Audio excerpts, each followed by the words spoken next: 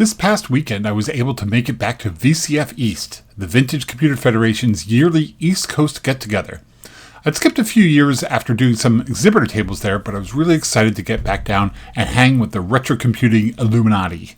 Coming from the Boston area, it was a little over a 4-hour drive through Massachusetts and Connecticut, then through New York City. It sure has been a while since I've been there. My family has some deep roots in the Upper West Side in Manhattan, and also Long Island, so it was really nice seeing the sights again. My plan was only to be at the event for 2 days, Friday and Saturday. So it was drive down Friday, hang out with the folks setting up, have a relaxing evening, and then get into it on Saturday. Peter Fletcher and Bill Lang brought this amazing collection of Atari equipment, covering machines from the 520 ST, released in 1985, up through the Falcon 030, released in 1993. I had to look this up, but this last machine is an Atari TT, a Unix SVR4 machine built in 1990. Its high cost for the time kept it from being successful, unfortunately. This last one is way cool.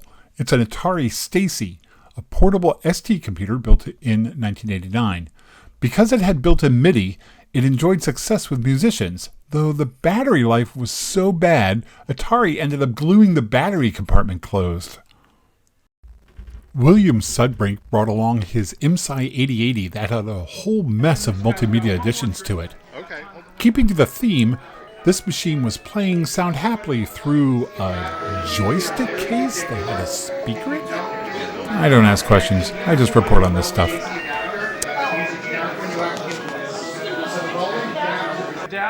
This IMSI also had an early full-color graphics card in it. I've never heard of S100 full-color graphics cards from this generation of machines. On an S100 bus, that's impressive. Okay, so you've got a 16K page? No. 2K page. 2K page, also. And a bit depth of what, 8? 4? 16. 16, okay. 8 colors, high, low, and it's black on both intensities. Intense black is still black. But you can also switch to grayscale. That's still very cool, though. While watching this machine being put through its paces, I noticed a person next to me shared my love for nerdy tattoos, so I had to get a picture of ours. Can you identify the source of them? Leave a comment down below. It's not often I see a machine I've never even heard of, but this year, VCF did not disappoint. This is a Kenback 1, considered by many to be the world's first personal computer. Invented by John Blankenboker in 1980, only 50 were ever built. Today, there's only 14 that are known to exist.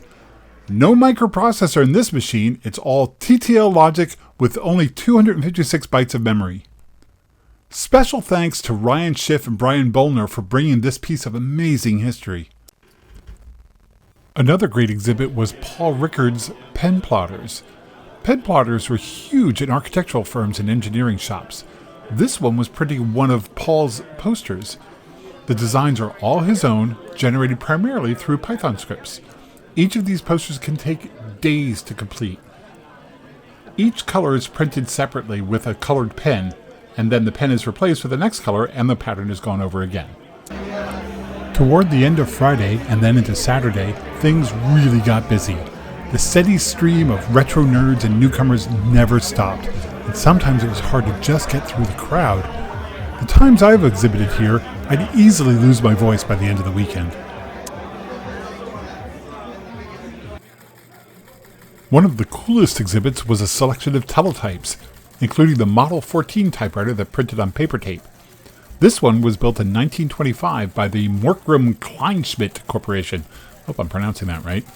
The company that later became Teletype. Just the sound of this machine running sends you back to old stock market movie scenes.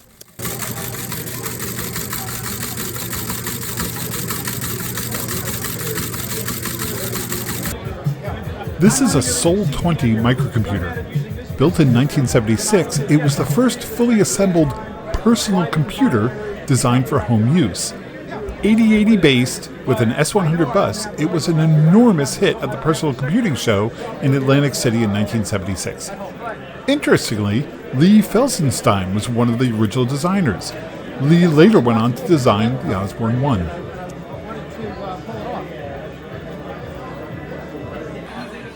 Over on the Commodore table, we have this amazing Amiga project. Amigas still have a huge following, but their hardware is aging. This is Caffeine OS, an Amiga OS distribution tuned to run on enhanced Amiga hardware. These machines have had a Pi-Storm CPU replacement, making them faster and able to use higher resolutions.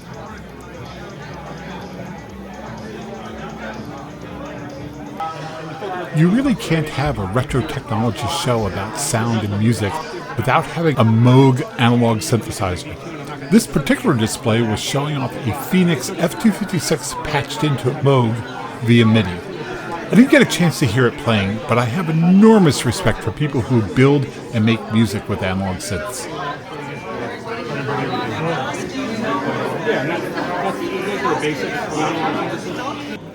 I don't know a lot about this particular video. It was on the Commodore table, and it just looked great.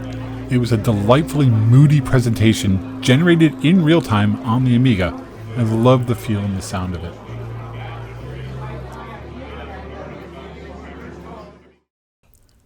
VCF also hosts vendors who sell really cool items like these beautiful signs.